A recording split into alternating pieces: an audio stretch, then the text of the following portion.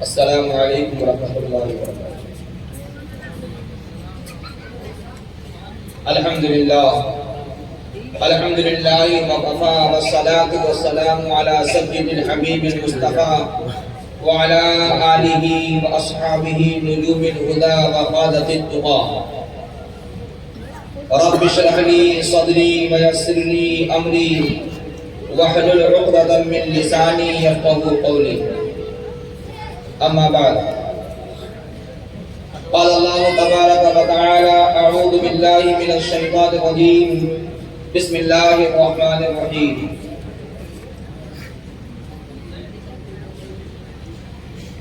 للہ ملک السماوات والارض یخلق ما یشاء یہب لمن یشاء اناثا ویہب لمن یشاء الذکور او یزوجہم ذکرانا واناثا ویجعل من یشاء عقیما۔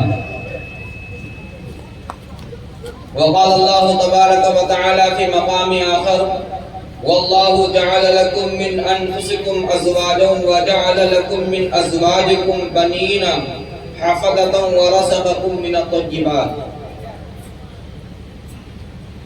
عن ابی ہریرہ رضی اللہ تعالی عنہ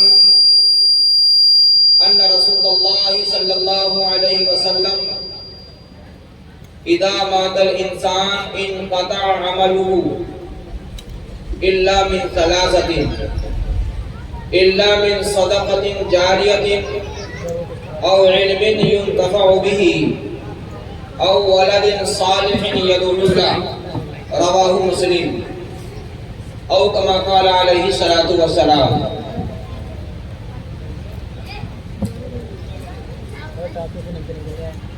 معزز علماء کرام و حفاظ اعظام، حضرات سامعین کرام، پیارے بھائی بزرگوں اور دوستوں، اللہ رب العالمین کا فضل، اس کا کرم کہ اللہ تعالیٰ نے ہم سب کو دین کی نسبت پر دین کی باتوں کے سنانے کے لیے اور سننے کے لیے اللہ نے ہم سب کو ایک جگہ جمع فرمایا ہے۔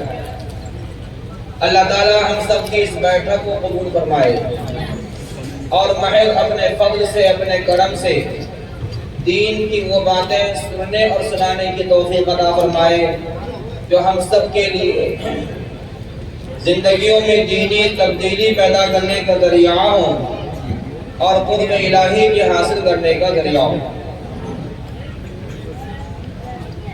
پیارے بھائی بزرگوں اور دوستوں، اللہ رب العالمین نے ہم تمام انسانوں پر بے شمار نعمتیں نچھاور فرمائی ہیں۔ قرآن مقدس میں اللہ رب العالمین نے فرمایا ہے کہ نعمتیں اتنی ہیں کہ اگر پوری دنیا کے انسان سارے مشوروں کو چھوڑ کر کے اللہ تعالیٰ کی نعمتوں کو شمار کرنے لگیں تو قرآن مقدس کا چیلنج ہے، اللہ کا اعلان ہے کہ لوگ اللہ تعالیٰ کی نعمتوں کو شمار نہیں کر سکتے۔ اللہ نے اتنی ساری نعمتیں اللہ نے ہم سب کو عطا فرمائی ہیں۔ ان نعمتوں میں سے ایک نعمت یہ ہے کہ اللہ رب العالمین نے ہم سب کو پیارے حبیب صلی اللہ علیہ وسلم کی امت میں پیدا فرمایا ہے۔ ہم سب کو محمد رسول اللہ صلی اللہ علیہ وسلم جیسا نبی عطا فرمایا ہے، بہت بڑی نعمت ہے۔ آقا مدنی تاجدار وطہا جناب رسول اللہ صلی اللہ علیہ وسلم کی امت میں ہونا ہی یہ بہت بڑی نعمت ہے۔ نبی کریم صلی اللہ علیہ وسلم کی امت میں ہونا اس لیے کہ آقا صلی اللہ علیہ وسلم سید الانبیاء ہیں، امام الانبیاء ہیں، شافع محشر ہیں۔ کل قیامت کے میدان میں کسی بھی نبی کی ہمت نہ ہوگی کہ امت کی سفارش کے لیے اللہ کے دربار میں حاضر ہوں۔ پیغمبر علیہ السلام کو اللہ رب العالمین اجازت فرمائے گا اور آپ صلی اللہ علیہ وسلم اللہ کے حضور میں حاضر ہو کر کے گنہگار امت کی بخشش سفارش فرمائیں۔ یہ نعمت بہت بڑی نعمت ہے، اس کا تذکرہ کیا جائے تو کافی وقت چاہیے۔ دوسری نعمت جو میں آپ کے سامنے بتانا چاہتا ہوں وہ یہ ہے کہ اللہ رب العالمین نے ہم انسانوں کو جو اللہ نے اولاد کی نعمت عطا فرمائی ہے، یہ نعمت بھی اللہ کی بڑی نعمت ہے۔ آج امت کا معاشرہ اور مسلمانوں کے نزدیک، انسانوں کے نزدیک اولاد کو نعمت سمجھتے ہیں، جبکہ اللہ رب العالمین نے یہ نعمت دی ہے۔ اس نعمت کے ساتھ ساتھ اللہ نے اس کو امانت بھی فرمایا ہے۔ اولاد کی نعمت، اس نعمت کے سمجھنے کے لیے پیارے بھائی بزرگوں اور دوستوں غور کرو کہ اللہ نے اسی روئے زمین پر بہت سارے لوگ ایسے پیدا فرمائے ہیں جو زندگی گزر گئی لیکن ان کی گود اولاد سے پر نہ ہوئی۔ اللہ کا نظام ہے، اللہ جس کو چاہتا ہے اولاد کی نعمت، پوتوں کی نعمت اور نواسوں کی نعمت عطا فرماتا ہے۔ بیٹیوں کی نعمت، پوتیوں کی نعمت اور نواسیوں کی نعمت سے نوازتا ہے۔ اللہ رب العالمین نے قرآن پاک میں ارشاد فرمایا ہے، لِلَّهِ مُلْكُ السَّمَاوَاتِ وَالْأَرْضِ يَخْلُقُ مَا يَشَاءُ يَهَبُ لِمَن يَشَاءُ إِنَاثًا وَيَهَبُ لِمَن يَشَاءُ الذُّكُورَ۔ خالق کائنات جس کو چاہتا اولاد دیتا ہے۔ اب اولاد میں یہ ہے اللہ رب العالمین جو ہے کبھی کسی کو لڑکے ہی لڑکے عطا فرما دیتا ہے، انہیں لڑکیاں نہیں ملتی ہیں۔ کچھ لوگ ایسے ہیں کہ اللہ کا نظام ہے کہ اللہ نے ان کو صرف لڑکیاں ہی عطا فرمائی ہیں، لڑکے نہیں ہیں۔ کچھ لوگ ایسے ہیں جن کو اللہ رب العالمین نے نہ لڑکے کی نعمت عطا فرمائی اور نہ لڑکی کی نعمت عطا فرمائی۔ ہمارے معاشرے کے اندر تقدیر والے ایمان کے مسئلے کے اندر ہم ایمان والوں کے یہاں یہ بہت بڑی کمی پائی جاتی ہے۔ بعض معاشرہ، بعض گھرانے اور بعض خاندان ایسے ہیں کہ جب وہ اپنے لڑکوں کی شادیاں کر کے بہوؤں کو لے کر کے آتے ہیں اور اولاد کے ملنے میں تاخیر ہو یا اولاد نہیں ملتی تو ہمارے معاشرے کے اندر ایک برائی یہ پائی جاتی ہے کہ معاشرے کے لوگ لڑکے کو نہیں کہتے بلکہ اپنی بہو کو کوسنا شروع کرتے ہیں۔ محلے کی عورتیں، رشتہ داروں کی خواتین اس عورت کو کوسنا شروع کرتی ہیں کہ یہ عورت کوکھ کی کھالی ہے، منحوس ہے، اس کے آنے سے میرے گھر میں اولاد نہ ہوئی۔ میرے پیارے بھائی بزرگوں دوستو، اولاد کا ہونا اور نہ ہونا نہ کسی مرد کی ہی طاقت کے اندر ہے، نہ اختیار کے اندر ہے اور نہ تو کسی عورت کی اختیار کے اندر ہے۔ خالق کائنات جناب رسول کے پیغمبر جناب رسول اللہ صلی اللہ علیہ وسلم کا گھرانہ بھی ایسا ہی گزرا ہے کہ اللہ رب العالمین نے نبی پاک صلی اللہ علیہ وسلم کی چہیتی بیوی تو آقا صلی اللہ علیہ وسلم کے گھر میں آ کر کے آپ بلوغت کی عمر کو پہنچتی ہیں اور نبی پاک صلی اللہ علیہ وسلم کی زوجیت میں رہتی ہیں۔ دنیا سے آقا صلی اللہ علیہ وسلم تشریف لے گئے، لیکن امی جان ام المومنین سیدہ عائشہ صدیقہ رضی اللہ تعالی عنہا کی گود اولاد سے پر نہ ہوئی۔ مسلمانوں ذرا غور کرو، اگر اولاد کا نہ ہونا منحوس ہوتا تو نعوذ باللہ ثم نعوذ باللہ، نعوذ باللہ ثم نعوذ باللہ۔ کیا آپ ام المومنین سیدہ عائشہ صدیقہ رضی اللہ تعالی عنہا کے بارے میں یہ گمان کر سکتے ہیں کہ وہ نعوذ باللہ اس قسم کی عورت تھی کہ ان کے آنے سے گھر میں گھر نہیں بنا اور گود نہ بھری؟ پیارے بھائی اور دوستو، اس مرد سے ہم سب کو اصلاح کرنی چاہیے، اس گناہ سے اپنے آپ کو بچانا چاہیے۔ اولاد کا ہونا اور نہ ہونا یہ اللہ کے اختیار میں ہے۔ اللہ جس کو چاہتا اولاد دیتا ہے، اللہ جس کو چاہتا اولاد نہیں دیتا ہے، اللہ جس کو چاہتا لڑکا ہی لڑکا دیتا ہے، جس کو چاہتا لڑکیاں ہی لڑکیاں دے دیتا ہے اور جس کو اللہ رب العالمین چاہتا لڑکی اور لڑکیاں دونوں کو ملا کر کے دے دیتا ہے۔ پیارے بھائی بزرگوں دوستو، ہمارے معاشرے سے بیماری ختم ہونی چاہیے۔ اگر یہ چیز پائی جا رہی ہے تو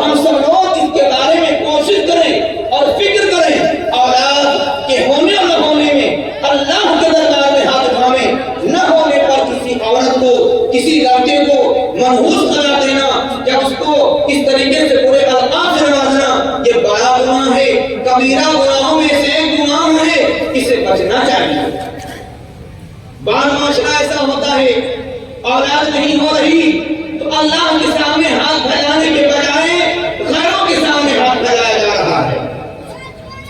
اللہ کے سامنے ہاتھ پھیلانے کے بجائے گھروں کے سامنے ہاتھ پھیلایا جا رہا ہے. اللہ سے درخواست کرنے کے بجائے گھروں سے درخواست کی جا رہی ہے.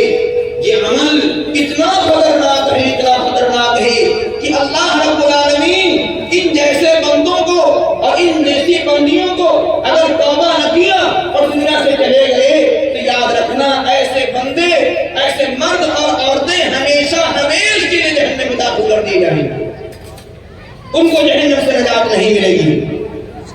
اس عمل کو قرآن مقدس نے شرک کا عمل قرار دیا ہے اور قرآن نے اعلان فرمایا ہے جو شخص شرک کرے گا اگر توبہ نہ کی دنیا سے چلا گیا تو ہمیشہ ہمیش کے لیے جہنم میں داخل کر دیا جائے گا. اس لیے میرے پیارے بھائیوں، بزرگوں اور دوستوں، اولاد کا ہونا اور نہ ہونا، ملنا اور نہ ملنا یہ اللہ کے خزانے سے ہے. اگر تاخیر ہونے لگے تب بھی اللہ سے کہنا چاہیے، چاہے اتنی دیر ہو جائے اللہ سے کہنا چاہیے. اور اگر کہنے کے بعد نہ ملے تو اللہ کے فیصلے پر راضی رہنا چاہیے. اور اگر کہنے کے بعد اولاد مل گئی ہے تو اب اس کے ساتھ کیا معاملہ برتنا ہے. میرے پیارے بھائی بزرگوں دوستوں، اس طرف توجہ دلانا ہے.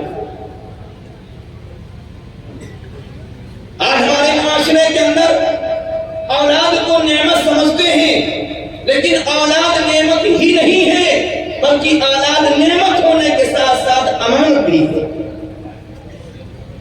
یہ نعمت ایسی ہے کہ اللہ نے اس کو اپنے قبضے قدرت میں رکھا ہے. کوئی ماں اور کوئی باپ نہیں چاہتا کہ اولاد ملنے کے بعد اس کی جوانی دیکھنے سے پہلے اولاد دنیا سے رخصت ہو جائے. کوئی ماں باپ نہیں چاہتا، کوئی بھائی بہن نہیں چاہتا کہ بھائی ملا ہے اس کی جوانی اور اس کی عنفان شباب اور اس سے بڑھتی اولادوں کے دیکھنے سے پہلے ہمارا بھائی دنیا سے رخصت ہو جائے، ہماری اولاد دنیا سے رخصت ہو جائے.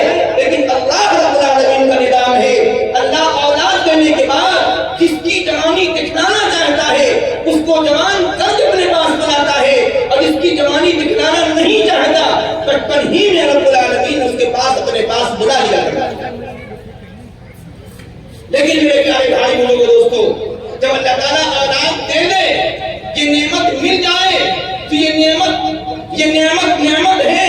نعمت ہونے کے ساتھ ساتھ امانت بھی ہے. آج لوگ اولادوں کو نعمت سمجھتے ہیں اور اس کا معاملہ اپنے مزاج کے مطابق کرتے ہیں. اولاد کو اللہ کی امانت نہیں سمجھتے. اور ہر مسلمان ہی نہیں بلکہ ہر انسان اس بات کو جانتا ہے کہ اس کے پاس امانت رکھی جائے اور امانت میں خیانت ہو جائے تو ہر انسان اس کو خائن کہتا ہے. ایسے شخص کو برے القاب سے نوازا جاتا ہے، اس کے بارے میں گمان اچھے نہیں ہوتے، اس کے کردار پر تعریف کے الفاظ نہیں کہے جاتے بلکہ اس کو خائن کہا جاتا ہے، امانت میں خیانت کرنے والا کہا جاتا ہے. میرے پیارے بھائی بزرگوں دوستوں، جس طریقے سے اگر کسی بھائی نے کوئی امانت رکھی ہے اس کو ویسے ہی اللہ کے امانت رکھنے والے کے حوالے کرنا یہ امانت ہے. بالکل ایسے ہی اللہ رب العالمین نے جب اپنے بندوں کو اللہ رب العالمین اولاد دیتا ہے تو گویا کہ اولاد نعمت ہونے کے ساتھ ساتھ امانت بھی دیتا ہے. آج لوگ اپنی اولادوں کو نعمت سمجھتے ہیں اور نعمت سمجھنے کے بعد اپنے مزاج کے مطابق اولاد کے ساتھ پردہ بناتے ہیں، اپنے مزاج کے ساتھ. پیارے بھائی بزرگوں دوستوں، اللہ رب العالمین نے اولاد دی. پیارے پیغمبر جناب محمد رسول اللہ صلی اللہ علیہ وسلم کے ذریعے سے امت کو تعلیمات عطا فرمائی ہیں کہ جو اللہ اولاد کی نعمت دے دے تو پیدا ہونے کے بعد سے لے کر کے اپنی عمر میں اولاد کا بڑھاپا آ جائے، جب دنیا سے رخصت ہو جائے تو پیدائش سے لے کر کے موت تک کے کیا معاملات اس کے ساتھ کرتے جائیں گے، کیا رویہ اس کے ساتھ کیا جائے گا. اللہ کیسی تربیت سے، اللہ کیسے اس کے رہن سہن سے، اللہ اس سے کیسی محبت سے راضی ہوتا ہے، یہ ساری ہدایات پیارے پیغمبر صلی اللہ علیہ وسلم نے امت کو عطا فرما دی. اللہ نے محمد رسول اللہ صلی اللہ علیہ وسلم کو نبینا اولاد تو نہیں عطا فرمائی، ملی تھی لیکن اللہ نے نمازوں کی نعمت جو عطا فرمائی، ان نمازوں کی زندگی کو آقا صلی اللہ علیہ وسلم نے ان کے ساتھ جو معاملہ کرتا ہے، میرے پیارے بھائی بزرگوں دوستوں، پوری امت کے لیے وہ مشعل راہ ہے اور نمونہ ہدایت ہے۔ پیارے بھائی بزرگوں دوستوں، اولاد کے ملنے کے بعد ہم میں سے کوئی شخص آزاد نہیں ہے۔ اگر اولاد کے ساتھ شریعت کے ضابطے کے مطابق تعلیمات رسول اللہ صلی اللہ علیہ وسلم کے خلاف اگر ماں اور باپ اپنے بیٹے کی پرورش کر رہے ہیں تو یاد رکھنا، جس طریقے سے نمازوں میں خیانت کرنا، وضو میں خیانت کرنا، زکات میں خیانت، روزوں میں خیانت، قرآن کی تلاوت میں خیانت کے بارے میں اللہ کا دربار میں بات خوش ہوگی، بالکل اسی طریقے سے اولاد کے ساتھ تعلیمات نبوی کے خلاف تربیت کرنے پر اس امانت کی خیانت کی بات خوش دربار الہی میں کی جائے گی۔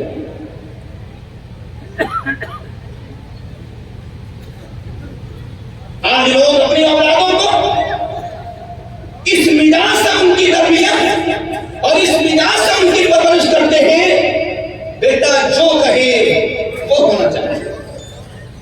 ان کے ذہن میں یہ ہوتا ہے کہ اگر آج ہم نے بیٹے کی فرمائش پوری نہ کی تو کل جب ہم بڑھاپا ہمارا آئے گا اور یہ جوان ہوگا تو یہ ہماری فرمائش پوری نہیں کرے گا، مجھے ٹھکرائے گا۔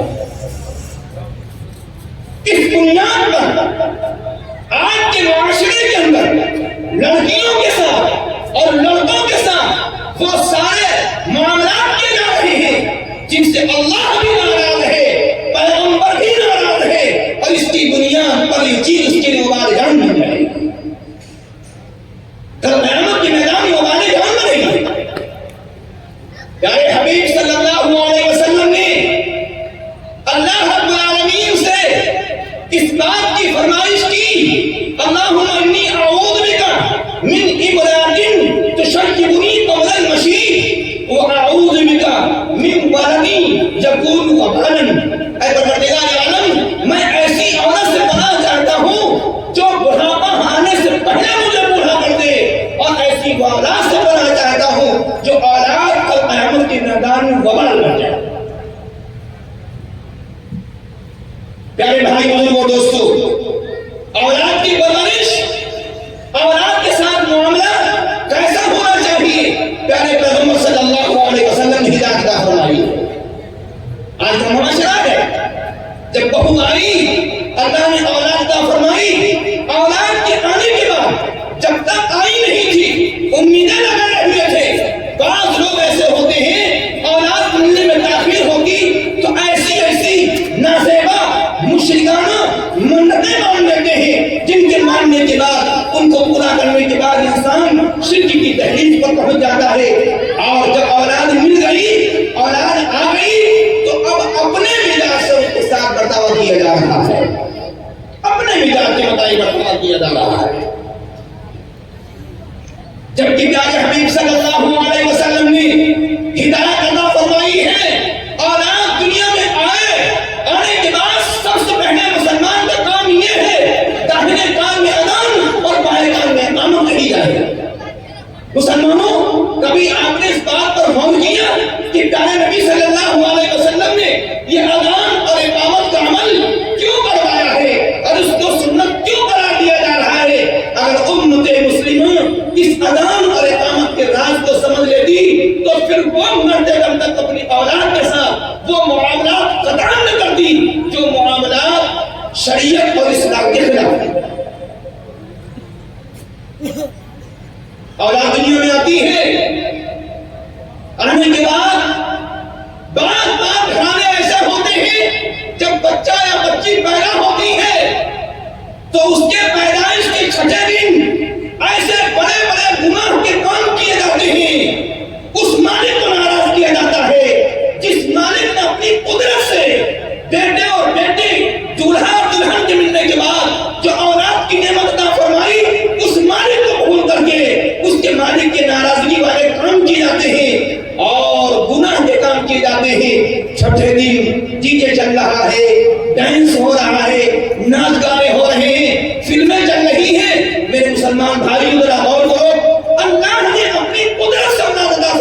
تھی اس نے دیا ہے تم کو، تو کیا اس نعمت کے ملنے کا حق یہ ہے کہ اس مالک کو ناراض کیا جائے؟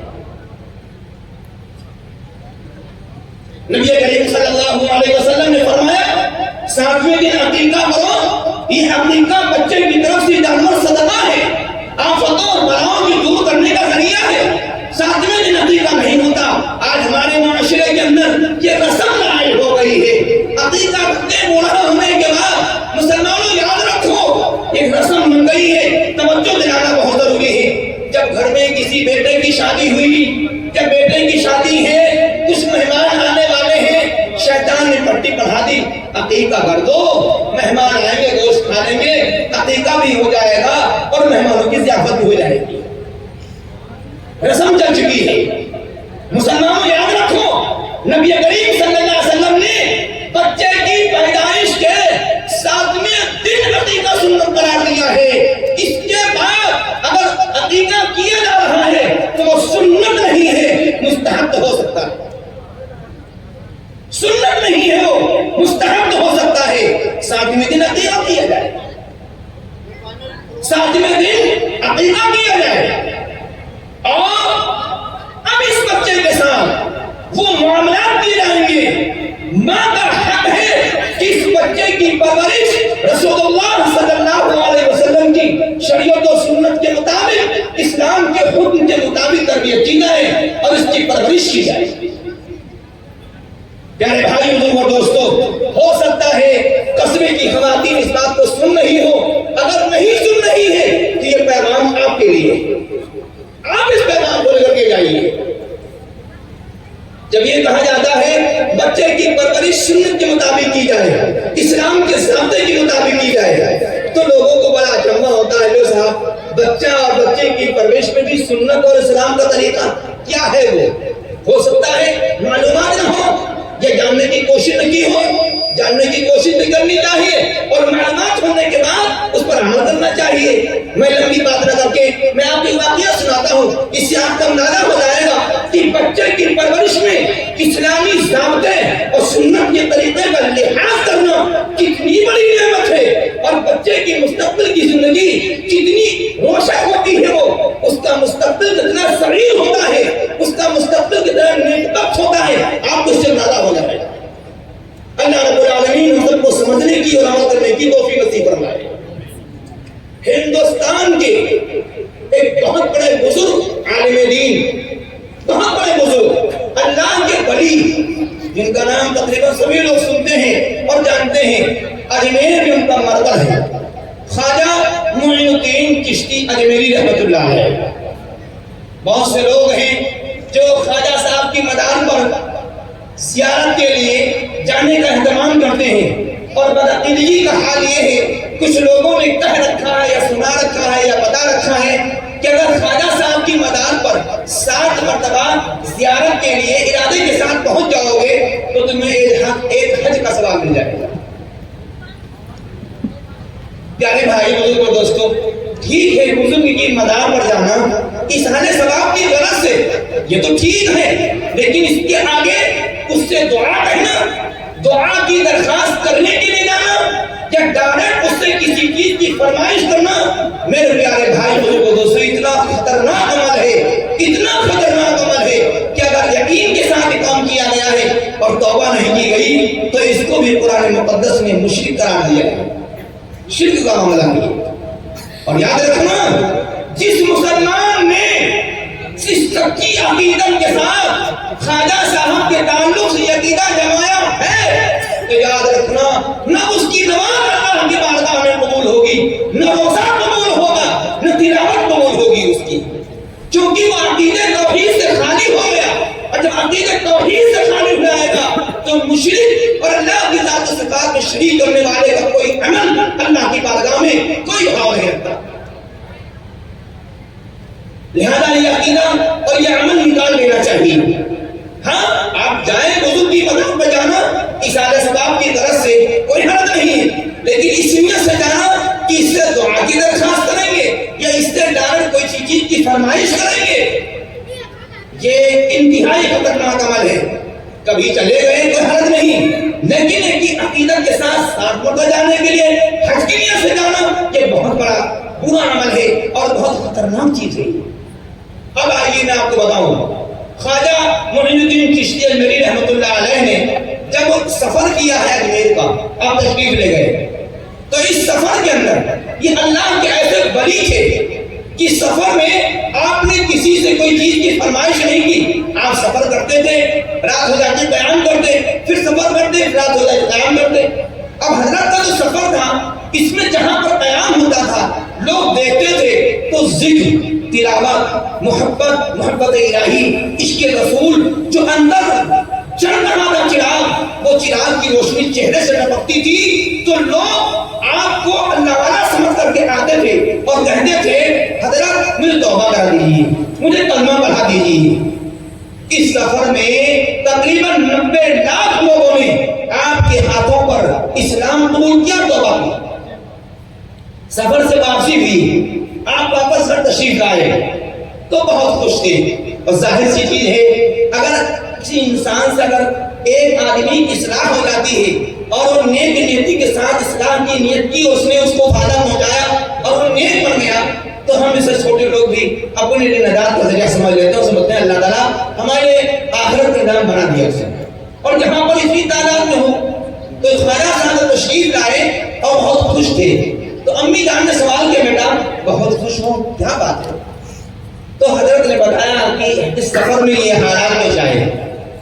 تو خواجہ صاحب کی امی جان کہہ رہی ہے بیٹا اس میں تمہارا کیا کمال ہے؟